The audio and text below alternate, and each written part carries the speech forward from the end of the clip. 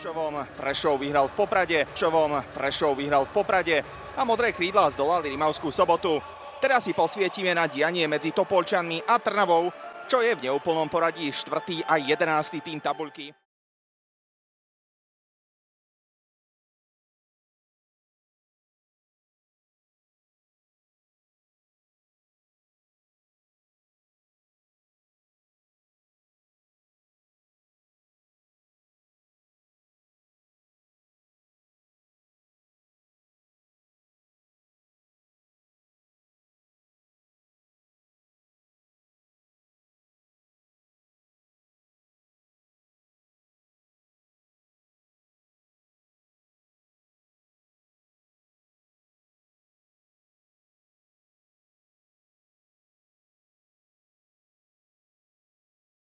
Medzikružia sa nepomýlil, ale nebude mať úplne čisté svedomie, pretože to už bola viac menej vyriešená situácia.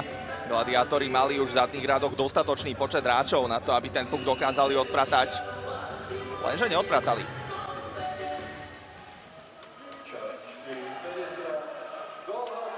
No a z toho dobrého dojmu, ktorý zanechala Trnava v tých úvodných pár striedaniach, kedy som spomínal, že dáva najavo, že sa prišla pobiť do tohto duelu a nič nechce odovzdať zadarmo a lacno, tak veľa neostalo.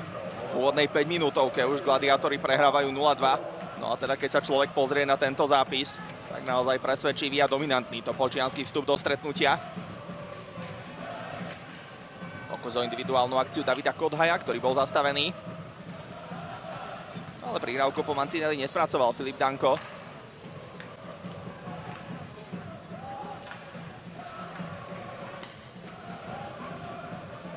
Štefanka to ponúkol do medzikružia, odtiaľ prišla Kodhajová strela. Ďalšia veľmi...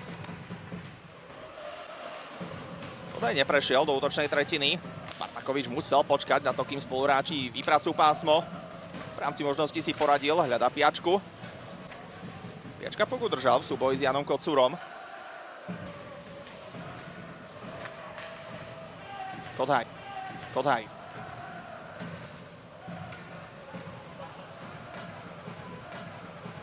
Danko získal puk, ale prihrával na Korčule Antonovi Piskariovovi. Snaha rýchle prenesenie hry po druhý raz, to už Topolčianci vyskúšali takýmto spôsobom. Teraz mal byť surový adresátom prihrávky. Ten sa dostal do menšej potyčky s hráčmi na lavičke Gladiators.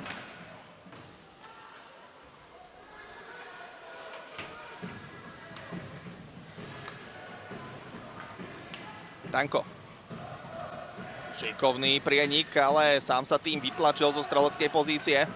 Následne sa snažil spoza bránky nájsť spoluhráča. Podarilo sa mu to, Piskariov mohol zakončovať. Štvrtý útok gladiátorov dalo sebe vedieť. Pečka na druhý pokus dokázal rozohrať. To už bol Filip Danko pri ňom blízko. V prvom prípade mal luxusne veľa času a to, aby si dovolil aj chybičku. Urbanova nevydarená prihrávka. Spred bránky to dokázal zraziť Matias Žac. Ešte odrazený puk, ktorý zbiera Plochotník. Ale bol súboj odstavený Korímom. To bola offsideová situácia. Žac bol v pásme skôr, ako to bolo žiaduce.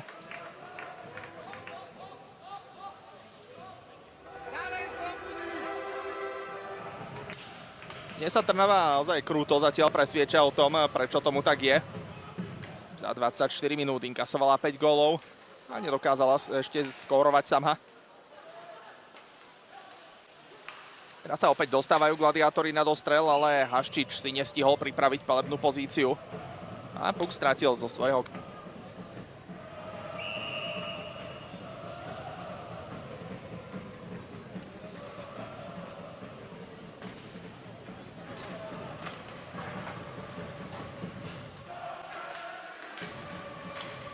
Piskariov si prebral na chvíľu nestrážený puk, ale taktiež to nemal na strelu. Cez signalizovaný offside vracali gladiátori hru naspäť do útočného pásma. Bystričan.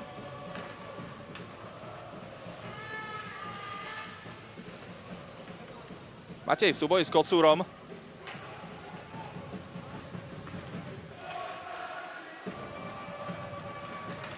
Urbanov strelecký pokus, zrazený. A vyletelo to až na ochrannú sieť.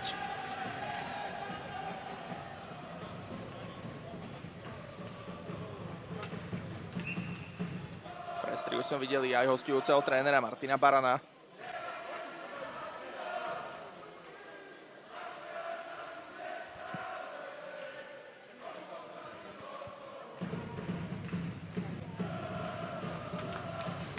Piačka vyhral boli v útočnom pásme. Novák to sám na strelu nemal, preto pripravil palebnú pozíciu pre Papruseva. Piačka.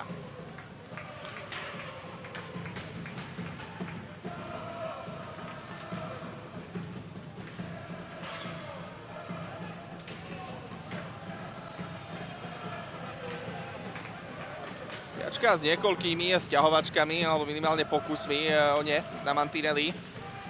Už priestor na opačnej strane, Pískariov to šikovne prenechal, ale škoda tejto prihrávky, značne napätý pre Žáca.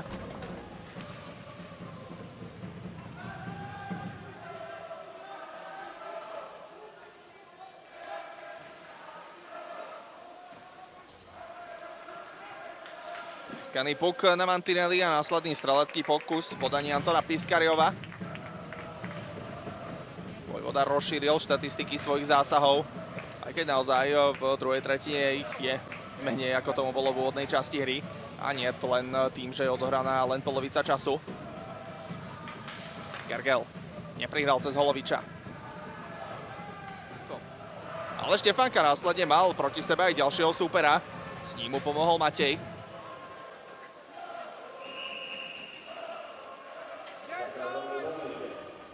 Žochári majú tretí najlepší útok v lige. Dnes šli do akcie už zo 148 nastriedanými gólmi, čo vychádza na 3,6 gólu na kolo. Veľmi dobré číslo, ale keď samozrejme na vyše 170 gólové ofenzívy Priešova alebo Žiliny sa to nechytá. Ale smerom vpred to ide aj Trnave. Nastrieľala 6. najvyšší počet gólov, ale problémov sú góly inkasované.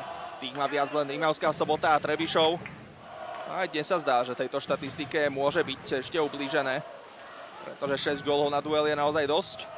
A to ešte koniec nedohľadne.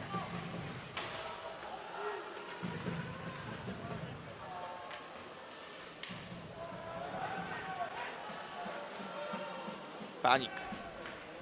Piačka. Nespracoval puk, ale mal tam pomoc od Kodhaja. Gergel. Piačka. Piačka to vyskúšal individuálne, hľadal priestor medzi betónmi trnavského brankára a bude sa vylučovať. Rozhodca tam Legalín. Z tribúny sme už počuli aj také možno posmešné 10. Ono je to ešte pomerne ďaleko a posmešné 10. Ono je to ešte pomerne ďaleko, ale vzhľadom na postretnutia to absolútne nie je nereálne. Teraz sa bude vylučovať, príliš veľa hráčov na ľade. Postrehli rozhodcovia na strane trnavských gladiátorov, takže bude z toho ďalšia presilová hra.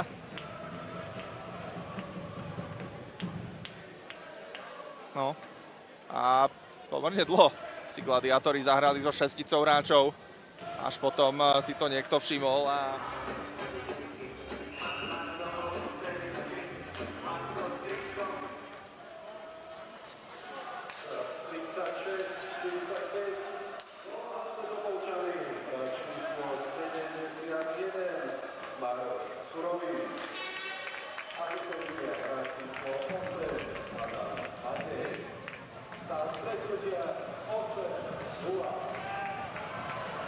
opäť otvorený priestor v defenzíve Trnavy. Kodhaj to vyskúša.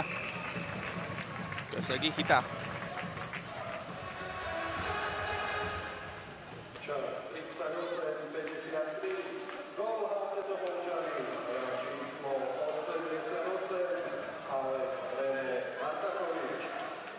Urban stratil stabilitu, ale Piačka preberá puk. Piačka. Kodhajov, strelecký pokus, opäť dobre pripravená lapačka Kösegyho.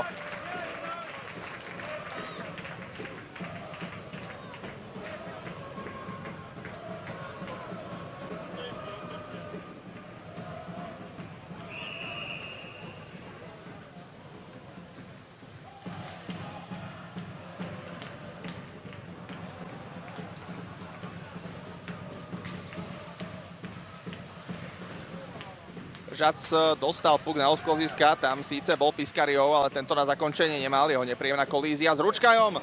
Následne Kocúrová strela. Žac sa to snažil ešte tečovať v tesnej blízkosti brankára Šeba. Kocúrovo zakončenie, spred branky odráža Bystričan. Urban. Bystričan. Dvojica topolčianskych bekov to zvládla vyniesť od vlastnej bránky a Alexander Plochotník môže ísť ešte ďalej. Ručkaj. Pred bránkou mal Gergela, rozhodol sa ponúknuť to Novákovi na modrú čiaru. Jalovka Michala Nováka, ktorá ale nenašla cestu do siete.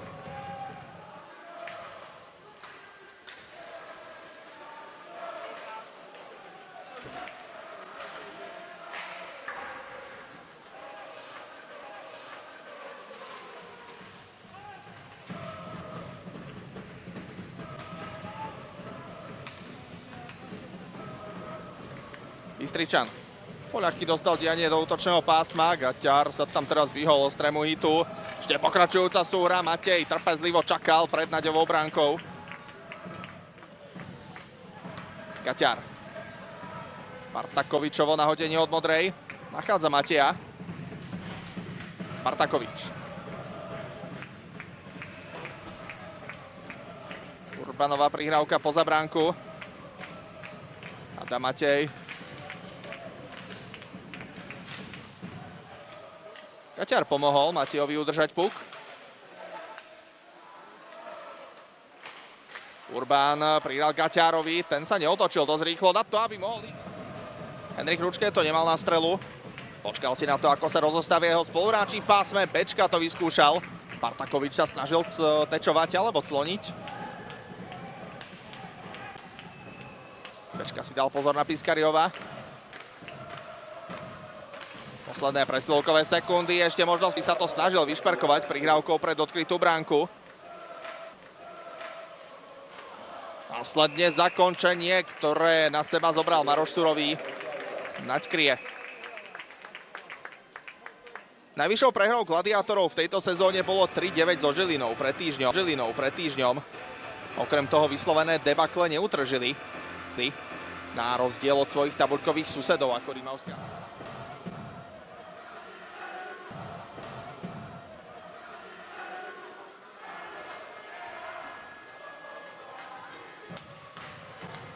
Bečka.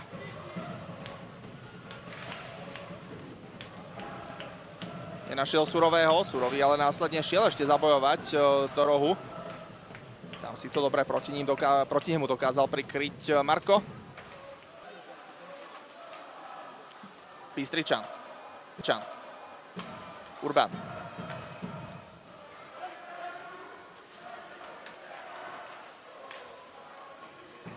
Ručkaj. Ručkajová prihrávka na Urbana. Urban teraz vymyslel výbornú prihrávku na Henrika Ručkaja, ktorý mal dokonca dvojšancu, ale neprekonáva Naďa. Ešte Urban, opäť Ručkaj, tentoraz ale nevydarené zakončenie a gladiátori si na chvíľu môžu vydýchnuť. Pri rozhrávke Adam Dužek. Ostatné 2 sezóny venoval Topolčanom. Dnes ale krutý večer na tomto ľade aj pre tohto beka. Matej mu navyše teraz berie puk. Gaťar môže ísť dopredu, mal tam Bartakoviča. Nestihol mu ale prihrať. Ešte Matejová prihrávka. Bartakovič. Pristrčený, ale nefaulovaný Matiasom Žacom. A píska sa zakázané uvoľnenie.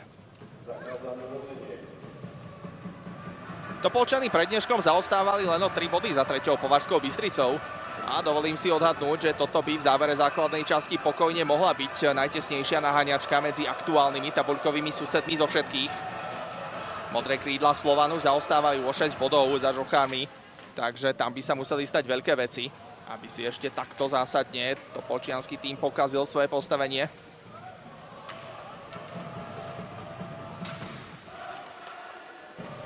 Babrusev, tečovaná prihrávka. Matej sa to ešte snažil prestrčiť pomedzi korčulec cúvajúceho brániaceho hráča. Tým bol Filip Danko. Gaťar vysunul Nováka. Bartakovič. Otlčený na modrej čiare a vytlačený von z pásma. Žad sa ku strele neuvoľnil. Ešte sa snažil hru držať v útočnom pásme.